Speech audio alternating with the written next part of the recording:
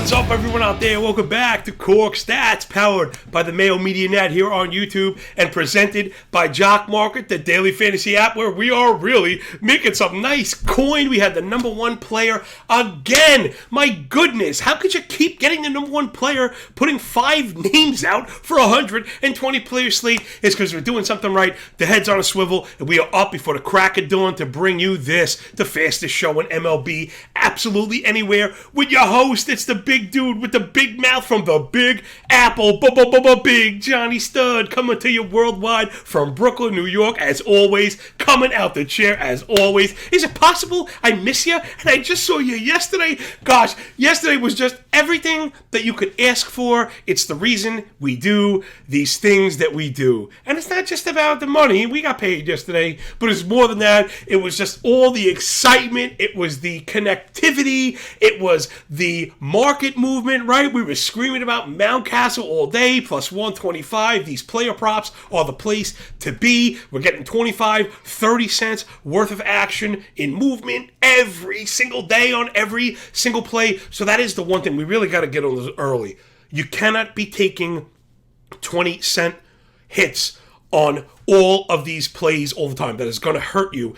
I know, yes, Mountcastle got it yesterday, although I didn't get paid. I'm fighting with the book right now. They don't want to pay it because the game didn't go 8.5 innings. It was marked an official game as a final, and he got the total bases in the first inning, like I said. But I did see some green tickets, so all right, everyone, let's do the thing that we do. It's me, you, and the Cork Stats crew on this lovely Thursday here, bringing you the 3 pillars of profit, right? So we're doing daily DFS and Jock MKT, laying those kind of foundational bricks. Then you can follow me up on Twitter at MLB Moving Averages, at MLB Moving AVG on the Bird app, yo. And then it's going to give you all the links. I'm dropping stuff all day. I was just thinking about this morning. I'm probably not just awake. I'm probably on working about 19 to 20 hours a day, and I don't think you could stop me. This is exactly how I do it. Trust me, Pat does not have the whip to me. He is the man.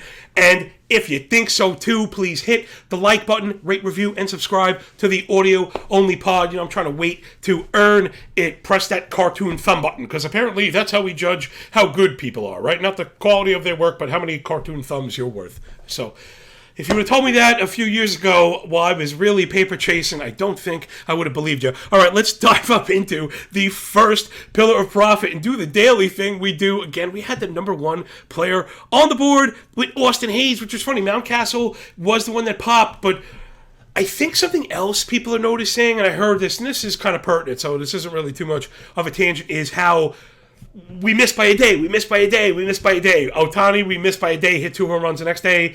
Reynolds, we missed by a day. He had a leadoff triple, right, a first inning triple. Yepez, we missed by a day. He had it. So keep in mind, these really are kind of clusters. And that may be the next kind of wave, right? Where we get a signal, and maybe the signal has to carry for a game or two if we didn't get it, especially if the player doesn't tank, right? I think maybe that's important. I'll give you a perfect example. And I did mark Ohtani as a model hit. If you follow me up on Patreon, I'm just a fount. I'm just doing the research tool thing and giving you the opportunity to play what you want, covering these many different formats. I can't really say, do this, but not this, and this, but not this. I have so many different types of players now in this. It's not even fantasy or betting. This is this amalgamated baseball community of people just sick of the nonsense, sick of the makeup hires, sick of the fake handbags and cars people don't own, very poor analysis, surface statistics, and there's a certain handicapper out there copying our picks. Big surprise. I don't care. I take it as a compliment. I had 3 different followers say, hey, this Jamoke over here is biting your stuff. Good. Maybe he's half smart. He must have half a brain if he's following me. Maybe double that if he is actually watching the show every day. Let's get up into this thing, man. We got the Miami Marlin righties against Kyle Freeland. 4.46 ERA, 1.4 whip, 7.90 OPS. Really, the attack metrics somewhat in place. I generally like to look for 4.5, 1.4, and 800. He's right around that, but again, kind of doing this type of work daily and stuff really allows us to get the laser out. Let's show you what I mean. Single digit K minus walk, always the first thing we're looking for, especially when it's paired with the plus 90% in zone contact rate. So no one is getting fooled. The hard hit rate via StatCast, that's 95 mile an hour raw metric, over 42% with a 360 xWOBA on the year. Remember, line drives get a bad name for not being sticky year over year, which is true. But they're very effective as far as a descriptive element, in particular with the change in ball. Line drives are exactly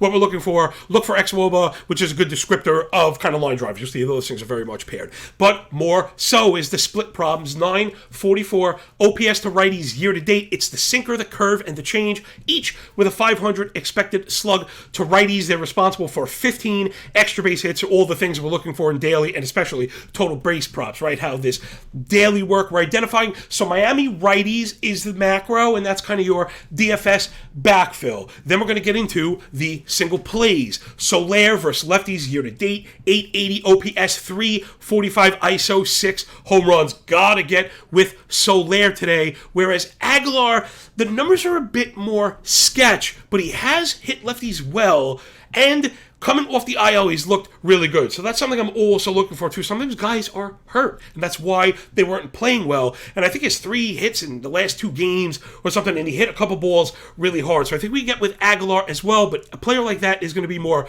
price dependent. So give me Soler and give me Aguilar and give me a lowercase L for forgetting the graphic. There it is. Hey, man, look at that. All the things that we do here over at Mayo Media Net. And again, if you're really digging this stuff, hit the like button, but you gotta tag Pat. That is my I don't know why. I love it. It's my favorite thing because I know it, like, it's kind of annoying, but it also works, and I think that's kind of my style. I gotta like get under the skin a little bit. It's just really the kind of thing that I do. Whatever, man. You get to know me long enough, you'll not like me too. But if we're getting paid, who cares?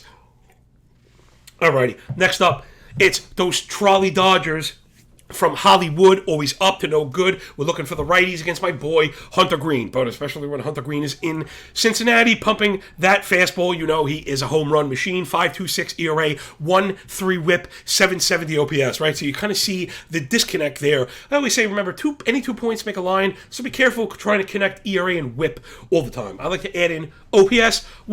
It's often not accounted for on websites. It's a great stat. It's really one of the best stats we have, and no one uses it. It's not because it's not available. I do the calculations, and I use it, and that's why, whatever, we're smart. Okay, so Green, again, so you see the high ERA with the low WHIP is because of all those home runs. He does put men on as well, so we know we have the high strikeout rate, over 30%, but the walk rate's also in the double digits. Then all the bad math that you hate when you own them, but you love to go after them. 56 fly ball, 11 barrel equals what? Yeah, more than 2 home runs per 9, 943 OPS to righties. Year to date, they're responsible for 13 of the 17 home runs. Year to date, in particular, it's the fastball, it's very fast, which is one part of a fastball. Although, I am doing that tongue-in-cheek. I dug in for, I believe, Eric Cross, or if you're into minor league work, prospect stuff, that's who I go to. He's also a very good friend of mine now, and he's the GOAT.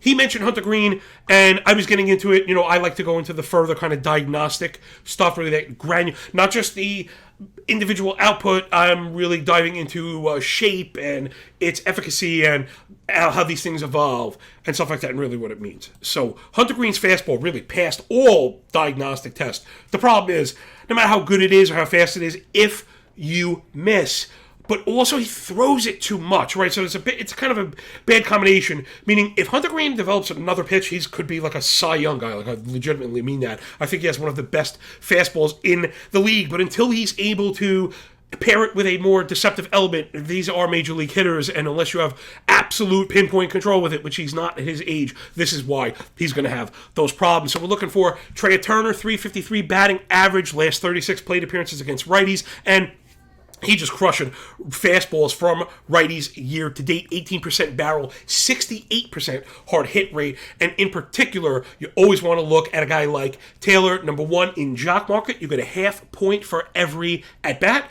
And that half point matters. I have gotten late garbage at bats and gotten out and moved up into profitability. And this absolutely matters. So plate appearances at the center of this work, along with total base props. You really want that extra plate appearance when you think about that extra opportunity, really, and that's the only one you get. It's one of the bad parts about total base plays. Your guy gets up, hits the first pitch, pop up, you're like, oh man, I got to sit here for a while. So, again, I think I like the idea of, because I feel so strongly about so many of these plus plays, we just take more of them and keep the risk the same. Remember, I'm not like, just bet more and lose the mortgage. If you're betting $5 a night, you split it 20 ways. You're betting $10 a night, split it 20 ways. And if you have 10 plays, you split it 10 ways. Remember, there's more than 1,000 ways to skin a cat without scratching its a-hole, as my grandfather used to say, one of my favorite sayings out there. So, all right, give me Turner. Also, give me Chris Taylor. Last 32 plate appearances against righties. He has a 310 batting average, 892 OPS. Also, one thing I wanted to mention was batting average really matters. Where OPS can get you in trouble, it incorporates walks, and we don't want walks. They're not part of total base props. So remember, as this progresses, we always want to be keeping our eye on the prize. I really like ISO. Again, it's a measure of extra base hits. I mean, that's, even if you're stupid like I am, you could figure that out. So Taylor, 6 doubles in that 32 plate appearance span. I mean, those are all cashes, right? Fastball to righties on the year, 17 barrel, 57 hard hit. So that's exactly where we want to be. The last one is a mini stack. I'm going to have to add to it. I have to do a little more digging. Again, this has been part of this work coming out so early and me putting out like definitive graphics that I'm married to. I don't feel comfortable backing away from something that I don't have printed. So anything printed, I bet my daughter's eyes I'm putting my money on. I swear to God, every single thing that I recommend in black and white, I absolutely bet. And that's part of why I really don't want to be a fraud. It means a lot to me to not be a fraud. I'd rather be a brash, obnoxious, crazy, fringe lunatic than, some fake fugazi that doesn't care about your money. Like, that's really at the center of this. It's why I do what I do. Trust me, it's not for the pay. I've made a lot more money in my other professions. All right, so let's get into the last one. It's a half stack. We're going up against Ranger Suarez, who I liked in the preseason. I got to take an L there. Luckily, other people liked him more than me, and I didn't really get him in draft season. Such is life. Sometimes it's just what it is. 4.4 ERA, 1.5 whip, 760 OPS. A lot of the same traits you're going to expect. 7% swing strike rate, 28% O swing. So he gets no chases with a 90% in-zone contact rate. He does force a lot of ground balls, but righties have really touched him up. 270 batting average year to date. That's where we want to be. 830 OPS and all 7 home runs. We want to be looking at Jorge Alfaro. I know people here like catcher. Yeah, he's not really like a catcher. He's a catcher and a DH and an outfielder, and he's got a lot of pop, and he looks really good right now. Killing lefties year to date. 33% barrel, 68% hard hit rate year to date. 346 batting average, 1200 OPS, a 500 ISO, and 4 ding-a-ling-along. So got to get with Jorge Alfaro. You see the bomb emoji up there with Soler. So I think we're gonna get the big dog from both of them. This is funny too. Again, it's not flip-flopping. We're using math to data back our moves. I now feel like there are enough home runs to go after home run props, but now the odds are not in place. Well, I didn't really look. Soler will probably be 275. Do not pay that ever. Imagine being able to get plus 125 for total bases and 275 for home run. That's just downright silly. All right, let's get up into the fantasy thing. Take a breath, everybody. How about that, right? Is the show awesome or what? I'm telling you, man. Just the interaction and stuff I get it's fantastic. And I really do care about you people. Quick shout out to the people that are riding with us every single day, man. Tug, I see you. Walrus, I see you. JC, I see you. Body, I see you. My guys out there, anybody I forgot, please, I really, it means a lot. That's kind of really part of it. Without you guys, there's no me, and it's no fun. All right, so we got the fantasy thing. I'm trying to be the all things to all people. We're looking for an ad in 10, 12, and 15 team leagues at every single position. This one is really easy because most of these are determined by playing time. Let's just fly around the diamond. Again, these are players that I did try and get guys on offense that are producing. There is offense happening. The pitcher list is just guys that are alive. It is almost completely indiscernible, the 10, 12, and 15 team pitcher lists, which was never, ever the case. And right now, anybody with a pulse getting outs is rostered because you got to avoid the Yankees, you got to avoid the Astros, you got to avoid the Dodgers, you don't want to pitch in Cincinnati, you don't want to pitch at Coors. All of a sudden, you're like, I know that that's only a few spots, but if you start thinking about it, you're like, wow, there's like 6% of, or actually, depending if that's your division, right? These numbers are going to fluctuate, and you just got to be careful. So people are hoarding pitching. All right, behind the dish, it's Jonah Heim looking really awesome. I was big on him coming into the season. He's played his way into 10-team viability. I'm not into paying up for catchers. This season is a pretty good reason why. They're always hurt. They don't play enough. Guys that hit get playing time, and I feel like people that drafted up with catchers can't drop them. They're married to them, and it makes the demand for those players even lower. So Jonah Heim, then Christian Bethancourt, who is like a roto monster right now. We had him on that Athletic article. People have been hitting me up all year. That's how you win leagues again. It's not like Christian Bethancourt is going to be the league winner, but I don't want to hear that. Having 5 categories, at catcher is not helping. He's playing all the time, and he's stole bases. He's starting to hit home runs. Get with Bethancourt for sure, and then Eric Haas for Detroit. If you're like, who? What? And this is for real. I'm telling you, I really am working very hard. I reach out. Actually, now at this point, listen, it is what it is. It ain't bragging when it's true, right? I generally try and speak on a regular basis to both Zach Waxman, who won the overall online auction last year, NFBC, and Rob DiPietro won the online overall draft champions the year before. So we're talking overall champions in the most difficult formats, in the most difficult platform. Just trying to make sure that, these guys are like, we're on stuff that would matter to them. Zach in particular has been really kind of instrumental in helping this show be what it is as far as fantasy, and I think if you're not skipping over the 5 minutes for fantasy every day, I think you're missing out. So the reason I mentioned Haas is 15-team leagues right now. It's deep, it's hard, there are very few catchers. It's like Haas or Nito. I'd rather take the less played appearance of Haas because you have a chance at a home run and a DH spot. All right, first base, it's Alex Kirilloff. He looks incredible. I don't have any of him because I was worried about the wrist. Does not look like an issue right now. Must be rostered in all formats, followed by Garrett Cooper, who's probably a U in 12-teamers, maybe a CI if you play with that right on the bubble, if not, depending if you have injuries. And then at first base, where there is nothing, nada, nunca, niente, you got to go with Carlos Santana, that black magic woman strumming on a guitar. And he's hitting right now, keeping the Italian breakfast from the major leagues, but he's hitting the ball. He's not bad, right? So I don't know what it is. I'm not really trying to get behind Carlos Santana to stick, but if he was down on the mat for, 2 months, you could get 3 good weeks while maybe something else happened. So add Santana in 50-team leagues. Over to second base, Brandon Donovan for St. Louis. He is rosterable in all formats. He looks incredible in 12 teams. John Birdie really should be owned in all roto formats. He might even be playing himself into point viability, extra base hits, tripling, scoring runs, stealing bases. Really kind of awesome. And then at second base, more deep what? Never thought I'd be recommending Vidal Brujan. A Rays are going through a ton of injuries right now. A bunch of playing time is opened up. He stole a couple bases and he hit a home run. Again, there's talent there. I'm not a huge fan, but you probably could do worse. The other options are awful. Oh my goodness. Josh Harrison's out there. He's hitting, but gosh, I think we know what we're getting there. Over to shortstop, O'Neal Cruz, probably owned, but if he's not in 10-team leagues, you got to get with him for sure. Then Ahmed Rosario, who I really liked. I think he's batted his way up to a 270 average and hit a home run. Let's get with Ahmed Rosario. I've seen him on waiver wires in 12-teamers. He must be rostered. Then shortstop, really kind of, this one was a tough one. I have Miguel Rojas listed. He was right on the bubble. I think he was 45% rostered in NFBC, which that's a pretty decent cutoff.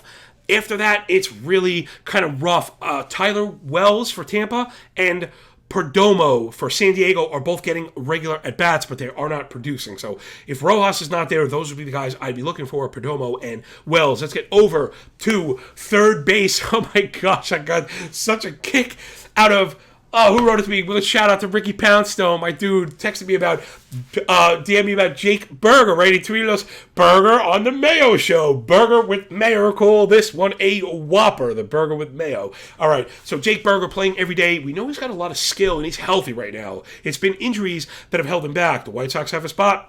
Get with Berger. He is really, really good smoking the ball. He popped up on those advanced statistical leaderboards that we do. Next up, I'm getting ready to kick the football. Step on the rake with Jonathan VR. I do this all the time. He's not very good, but when he plays, I'm always kind of tantalized because you could get runs, you could get steals, you could get pop, and Wrigley's playing like a pinball machine. Then after that, third base is incredibly difficult in 15-teamers. J.D. Davis has started to play the majority of games, though this comes with the disclaimer, the Mets have kind of pulled this on us before. All right, Into the outfield we go. The left-hand side for audio-only listeners is probably 10 and 12. Let's say the right side is 12 to 15. It's Riley Green, Michael Harris, Adolis Garcia, and Andrew McCutchen. These guys, all guys we've mentioned, most likely owned, but just double back and make sure they aren't. McCutchen might be available in 12s. He's starting to hit. We know we could get spurts from him while he's alive. The hitting environment in Milwaukee, while the weather gets warm, is very good. Then Oscar Gonzalez in Cleveland hit another home run. I think they're going to be batting 300. One of those guys that people just don't kind of pay attention to. The team's not very good. The name's not especially sexy. No real pedigree. Get with Oscar Gonzalez. Then let's wrap it up with Michael Taylor, who I know, but he's playing and doing the thing. And Harold Ramirez at Tampa Bay, also part of that playing time vacuum. And Jonathan Daza, who we've been on all year. He's playing in Colorado. I mean, geez, he's been an excellent bench spot on my healthier teams, being that first guy off the bench to get in there on those weeks or half weeks when he's in cores. Now, pitching is just guys with a heartbeat. I'll just rattle off. It is what it is. It's Ross Stripling. I saw him in a 15-team league. I'll be bidding on him. JT Brubaker, Justin Steele, guys we've mentioned throughout the weeks are probably owned in 12ers. Maybe not. Then Jonathan Heasley. I was watching a Royals broadcast. They mentioned, forgive me. They mentioned a change in arm angle, and he's gotten some results. I actually reached out to Eno Saris, who said there was no real change in stuff. So I don't know, a bit of a mixed signal, but Hazley's been producing. Kansas City stinks. He's going to get every opportunity to continue to either stink or produce.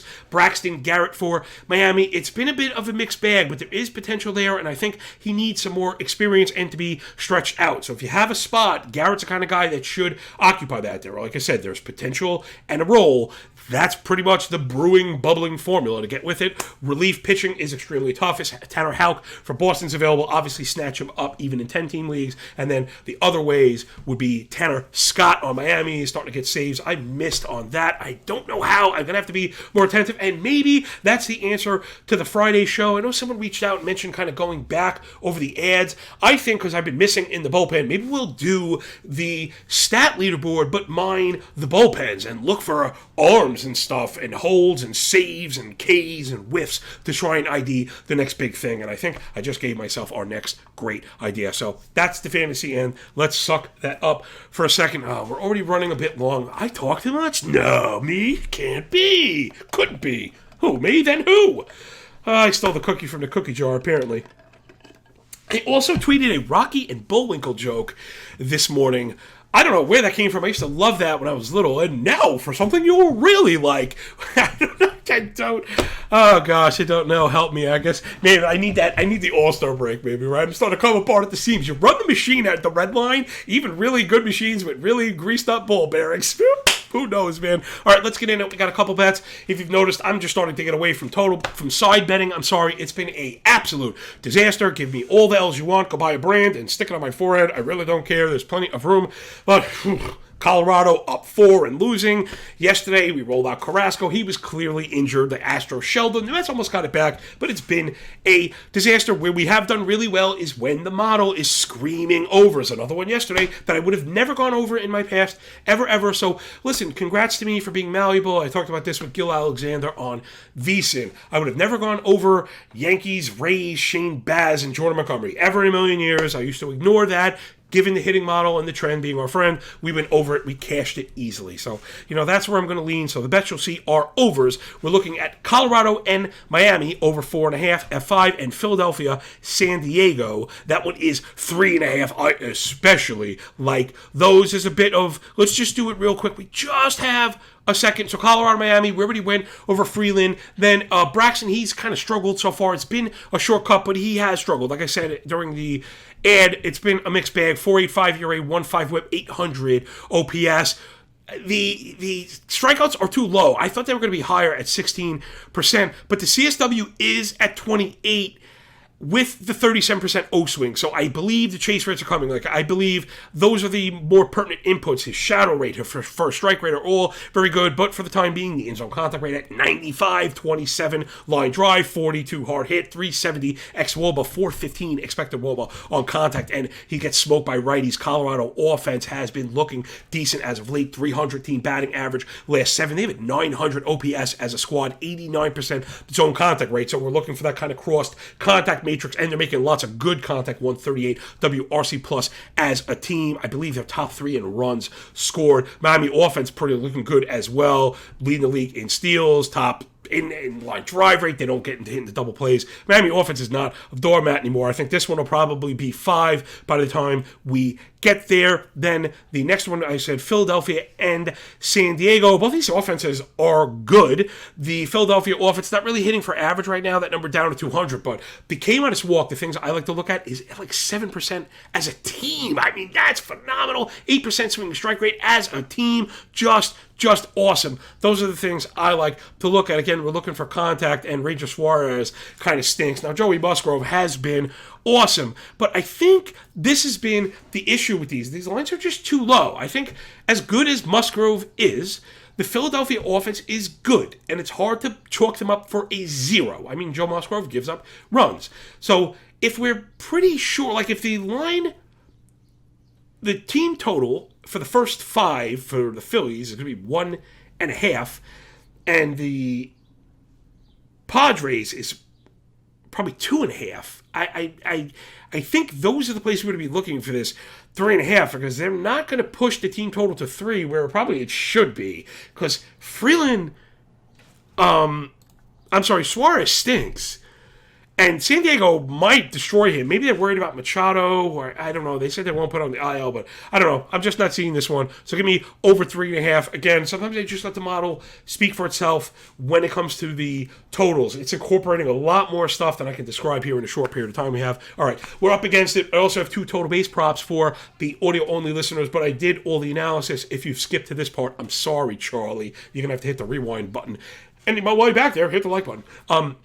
It's Jorge Soler and Jorge Alfaro, plus 100 and plus 125, respectively. I expect Soler to move at least 10 cents. He'll be minus 110.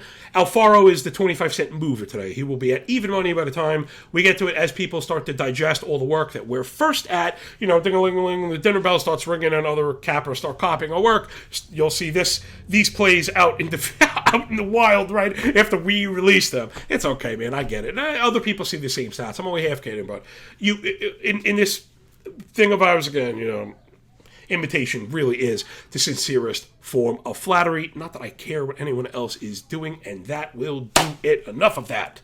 More of this, which is getting out of here and enjoying ourselves. So you got your stacks, you got your ads at every single position, and you've got a couple bets. We're going to be looking at those Marlins. We'll be looking at the Dodgers. We're looking at Jorge Alfaro. Make sure you follow me up on Twitter to see if we add to that. We might get like a Ha-Seong Kim, I think was on the side there, on the exterior, I say, right on the bubble. So those are guys you'll be looking for. Follow me up on Twitter. Everything's coming right now. Implied team total, starting pitcher ranks. I don't have VSiN today. I'm going to just focus on this. I'm going to get everything out.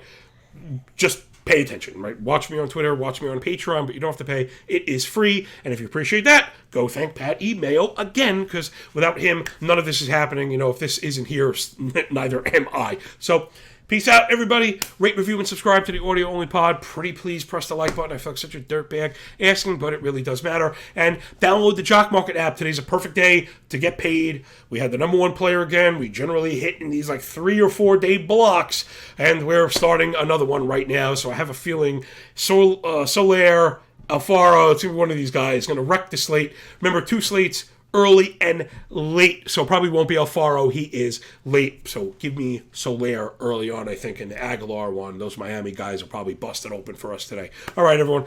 I'll check you later on the flip side. See you in the Twitter streets. And remember, when you work this hard, it feels a lot less like luck.